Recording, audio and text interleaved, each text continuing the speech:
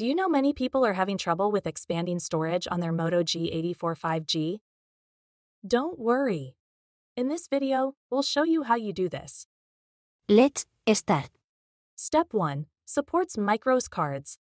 The Moto G84 5G supports microSD cards for additional storage.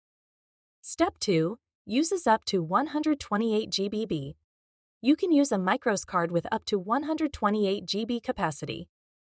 Step 3. Choose compatible cards. Compatible cards include Class 2, 4, or 6, perfect for media files. Step 4. Swap content easily. The microSD card is portable, letting you swap content between devices. Step 5. Update media settings. Update your media app settings to use the card for new content. With these steps, you'll easily be able to expand and manage your storage on the Moto G84 5G. Still need help? Visit our website for the complete manual. There you will also find questions and answers from other Motorola users.